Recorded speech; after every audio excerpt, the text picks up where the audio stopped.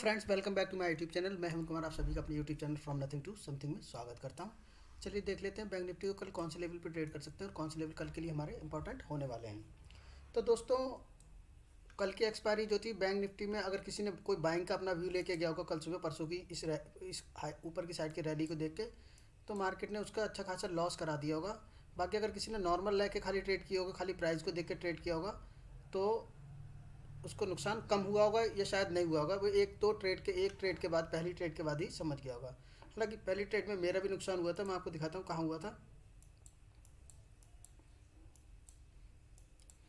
ये जो मार्केट था, तो मैं यहाँ पर 20 डेज EMA का यूज़ करता हूँ।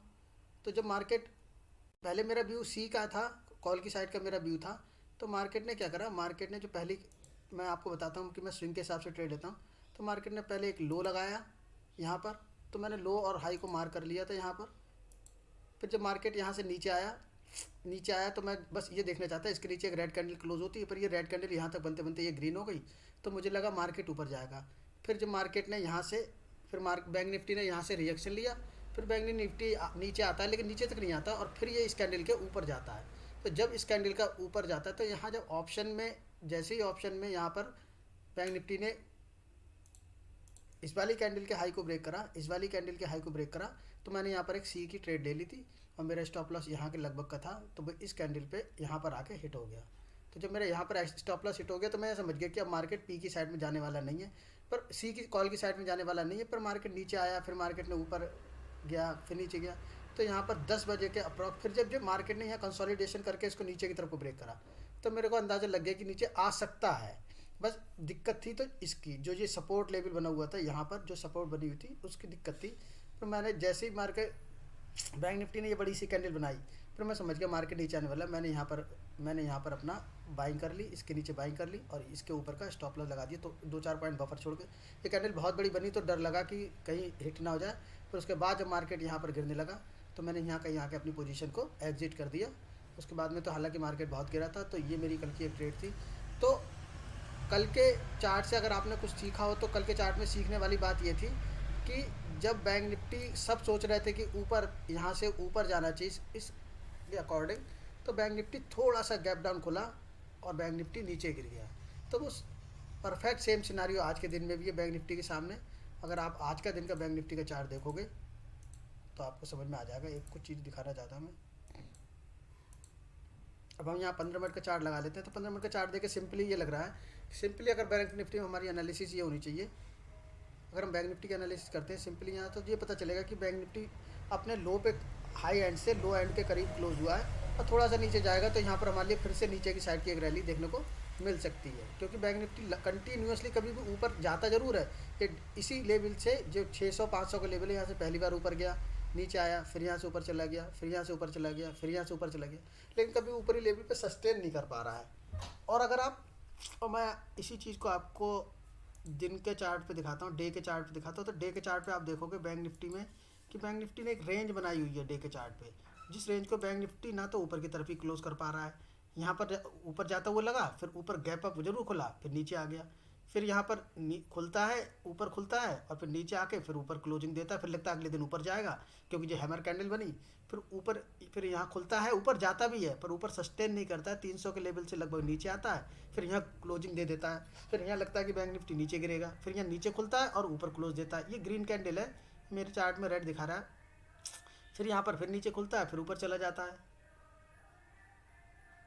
और फिर यहाँ पर कल एक रेड कैंडल बनाई, जहाँ सब सोच रहे थे कि इस लेवल को ब्रेक करेगा मार्केट, तो 39,500 तक पहुँच सकता है।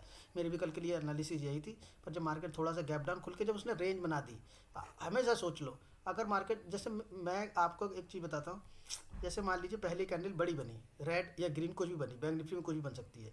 फिर अगर अगली कैंडलें उनके उसके अंदर ही बनने लगती हैं, और आपको उस कैंडल में बनने के बाद, जैसे मान लीजिए ऊपर जाने लगा, और बैंक निफ्टी धीरे धीरे नीचे आ रहा है, तो अगर ये कैंडल रेड है, तो इसका हाई और लो आपको मार्क कर लेना। जैसे इसको ब्रेक करे, आप एक ट्रेड ले सकते हो, और इसके ऊपर जो कैंडल, जैसे जो भी कैंडल इसको ब्रेक कर रही है या उसके ऊपर बनी है, इसका स्टॉप लॉस लगा के आप नीचे को एक ट्रेड ले सकते हो।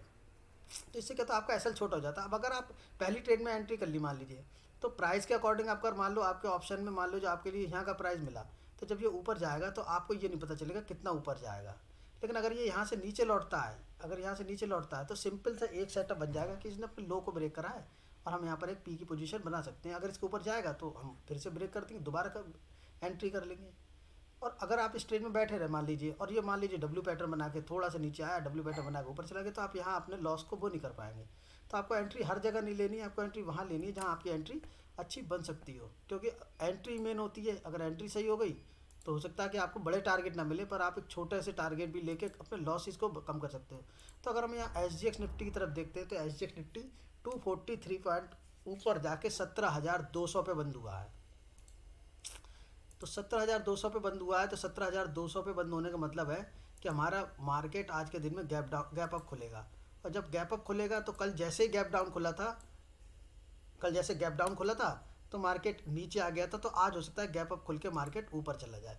तो लेकिन उसमें भी लेवल इंपॉर्टेंट होते हैं, क्योंकि चला जाए और चला जाना उसके में बहुत डिफरेंस है, पर हम लोग अपने लेवल्स पे ट्रेड करेंगे।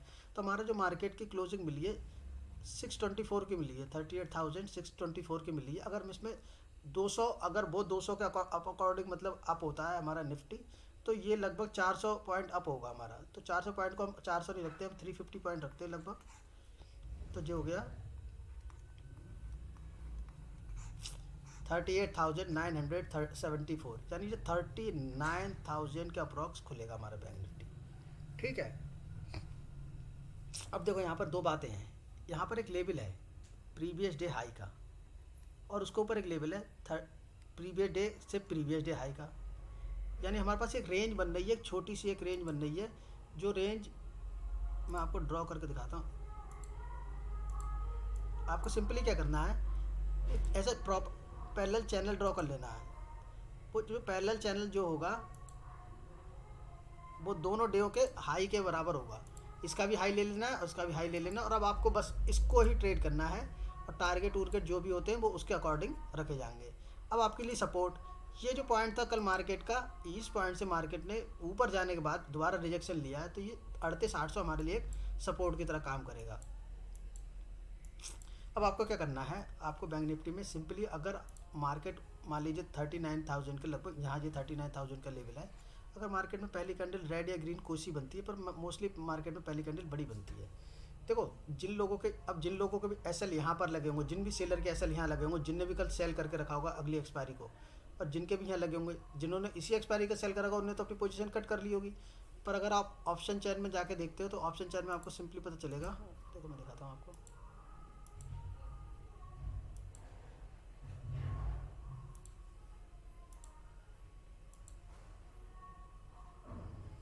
ऑप्शन चेन में देखो अच्छे सॉरी तो पिछली एक्सपायरी की है 13 अक्टूबर की। 13 अक्टूबर को ज़्यादा सेलर नहीं है, लेकिन इन लोगों ने देखो सबने अपनी पोजीशन बना के रखी है, क्योंकि इन सबको ये लग रहा था कि मार्केट आज के दिन में नीचे गिरेगा, तो नीचे गिरेगा तो इन सब कहीं किसी पोजीशन से एग्जिट नहीं है। यहाँ पर सारी पोजीशन होल्ड है जितने लोगों ने भी, और यहाँ पर तो बहुत ही होल्ड है 38,900 पे, 39,000 पे, इस पर तो बहुत पोजीशन होल्ड है। पी की साइड में देखो, अगर आप देखोगे तो केवल 26,000 और 11,000 यही दो हैं जो बहुत नीचे वाली हैं, इनका तो कोई मतलब नहीं। तो मोस्टली जो पोजीशन है वो 26,000 पे हैं। और यहाँ आप देखोगे तो 59,000, 18,000, 12,000, 14,000, यहाँ तक भी लोगों ने अभी कॉल सेल करके रखी है, यहाँ तक भी 38,100 तक भी। क्योंकि जो लोग इन द मनी सेल कर रहे हैं, इन लोगों को मालूम है कि मार्केट नीचे गिर सकता है, लेकिन जो ओवरऑल मार्केट का जो सिनारी होता है वो किसी को नहीं मालूम होता है।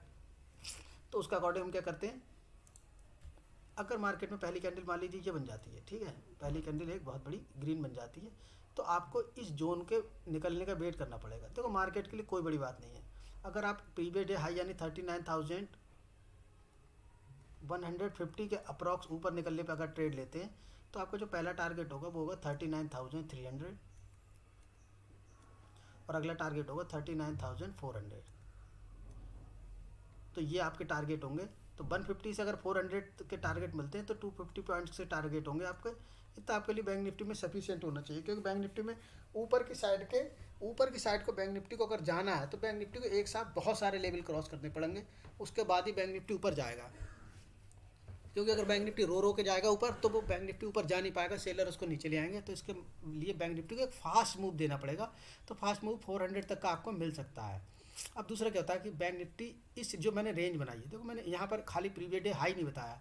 प्रीवियस डे हाई क्यों नहीं बताया? क्योंकि पॉसिबिलिटी है कि मार्केट प्रीवियस डे हाई के ऊपर चला जाए, 200 या 150 से नीचे लौटा है, क्योंकि एक रेंज है। 2 दिन का हाई ब्रेक होगा तो इसका मतलब ये है कि बैंक निफ्टी आपको अच्छा मोमेंटम देगा। तो 150 के ऊपर अगर आप सी की पोजीशन बनाते हो, कॉल की पोजीशन बनाते हो, तो 400 तक अपना टारगेट बुक कर लीजिए। अगर हाँ, और ट्रेल कर सकते हैं आप, उसके बाद 500 600 कहीं भी जाए हमें कोई मतलब नहीं, हम तो ट्रेल करते रहते हैं। ट्रेल करना आना चाहिए आपको। जैसे आपको ट्रेल क्या करना है, ट्रेल ऐसा होता है कि जो भी स्विंग लो हो वहाँ पर लगा दो, फिर यहाँ स्विंग लो पे लगा दो, फिर यहाँ स्विंग लो पे लगा दो। स्विंग लो का मतलब मेरे हिसाब से अगर ऊपर जा रहा है तो रेड कैंडल, नीचे जा रहा है तो ग्रीन कैंडल। ग्रीन कैंडल के हाई पे हमारा ऐसा होना चाहिए। और ये तो खैर 15 मिनट का चार्ट है, मैं 5 मिनट के चार्ट पे भी आपको बता रहा हूँ। जैसे ये देखो कंटिन्यूसली मार्केट नीचे जा रहा है, किसी कैंडल हमने लास्ट कैंडल का लो नहीं ब्रेक करा है। ऐसे 1 मिनट के टाइम फ्रेम में, हर टाइम फ्रेम में ऐसा हो सकता है। अब अगर मार्केट खुला ऊपर ऊपर जाता है और इस रेंज में यहाँ से या इस रेंज में यहाँ से कहीं रिजेक्शन लेता है, रिजेक्शन लेता है, तो आपको पहली बार में कोई पुट बाई नहीं करना है, क्योंकि गैप अप खुला है तो मार्केट हो सकता है नीचे चला जाए। हो सकता है कि मार्केट जब 39,000 पे खुल के 39,200 आया हो, तो यहाँ पर मार्केट फंसे, और फंसेगा अगर, तो जो समझ लो कि अगर मार्केट फंसता है वो नीचे की तरफ को नहीं जा रहा है, मतलब एक रेंज में फंस रहा है ऊपर खुल के, तो ये समझ लो ऊपर की साइड को भी ब्रेकआउट दे सकता है। और अगर आपने पहले एंट्री ना करी हो और ये रेंज मिल रही हो, तो आप इसको ऊपर की साइड को ब्रेकआउट देने पे एंट्री कर सकते हैं। और अगर मार्केट इसको नीचे की तरफ को एंट्री करता है, तो आपको फिर नीचे की साइड के लेवल 38,800 देखने को मिल सकते हैं। ये आपका पी की साइड में टारगेट होगा। उसके नीचे आता है तो 38,600 700 तक के टारगेट आपको कल देखने को मिल सकते हैं। मैंने आपको 2 ट्रेडें बताई है। अब इससे भी ज़्यादा इंपॉर्टेंट बात, इससे भी ज़्यादा इंपॉर्टेंट बात क्या है? इससे ज़्यादा इंपॉर्टेंट बात यह है कि बैंक निफ्टी में देखो, बैंक निफ्टी ने क्या करा, बैंक निफ्टी ने क्या किया है, बैंक निफ्टी यहाँ पर अप ट्रेंड में थी। पहले यहाँ देखो आप कि बैंक निफ्टी यहाँ पर डाउन ट्रेंड में थी, मार्केट खुलता ऊपर जाता है। तो जब मार्केट ऊपर जाता है तो मार्केट बहुत वॉलेटाइल हो जाता है, क्योंकि क्या होता है, अगर यहाँ से गैप अप खुलेगा मार्केट, तो मार्केट ऐसा नहीं है कि सीधे ऊपर चलता चले जाएगा। बहुत कम चांसेस ऐसे होते हैं, क्योंकि देखो अगर यहाँ पर नए बायर्स आ जाएगा जो बड़े इंस्टीट्यूशनल हैं, तो मार्केट ऊपर चला जाएगा। अगर ऐसा नहीं होता है तो क्या होगा, इस कंडीशन में क्या होगा कि मार्केट यहाँ पर वॉलेटाइल हो जाएगा, यानी बड़ी कैंडल ऊपर, बड़ी कैंडल नीचे, फिर बड़ा ऊपर। तो आपको उस समय प्राइस एक्शन शुरुआत के 5 से 10 मिनट आपको ट्रेड करने से बचना है। या तो आपका लेवल मिल जाए आपको कि इस लेवल के ऊपर चला जाए, या आपको ये लेवल मिल जाए कि मार्केट यहाँ से रिजेक्शन ले रहा है। लेकिन अगर कुछ नहीं मिलता है तो आपको, जैसे कल शुरू के 8-10 मिनट मार्केट यहाँ रहा था, क्यों? क्योंकि मार्केट था बुलिश और नीचे खुला, तो यहाँ नए बायर कुछ भी डिसीजन नहीं ले पा रहे थे। ऊपर जा रहे थे तो बायर से बाई कर रहे थे, सेल कर रहे थे। देखो यहाँ पर सभी सेलरों का तो सिंपल सा लॉजिक होगा कि यहाँ से मार्केट गिरेगा, वो ये चाह रहे होंगे मार्केट गिरे। लेकिन यहाँ पर बायर जो होते हैं वो ये चाहते हैं कि मार्केट बढ़े, क्योंकि रिटेलर हमेशा ये चाहता है कि उसको जिधर को ट्रेंड चल रहा है वो उधर ही को ट्रेंड ले। तो वो सी की साइड में जा रहा था, फिर कुछ सेलर यहाँ लगे हुए थे नीचे को गिराने में, और यहाँ बायर चाह रहे थे मार्केट ऊपर चला, तो मार्केट वॉलेटाइल हो गया। तो यहाँ पर मार्केट शुरू के 5 से 10 मिनट वॉलेटाइल हो सकता है। तो बस आपको उसमें अपना स्टॉप लॉस नहीं देना है, उसमें कोई ट्रेड लेनी नहीं है। अगर आपको ऊपर की साइड को क्लियर मिले और यहाँ जाते जाते मार्केट को या तो शुरू के 2-4 मिनट में निकाल जाएगा, और नहीं निकाला तो मार्केट जब यहाँ फंसेगा तो आप खुद ही समझ जाओगे कि मार्केट ने जैसे कल यहाँ ब्रेक डाउन दिया था नीचे इस साइड में, तो नीचे जाएगा या ऊपर जाएगा, और उसके बाद आप इसमें ट्रेड कर सकते हैं। और ट्रेड कर सकते हैं तो आपको हो सकता है अच्छे टारगेट भी मिल जाए। तो दोस्तों वीडियो कैसा लगा, इस वीडियो को अपने फ्रेंड के साथ शेयर करना मत भूलिएगा। वीडियो का मैं सभी लोगों को धन्यवाद करना चाहता हूँ जिन्होंने इस चैनल को सब्सक्राइब किया। Thank you friends.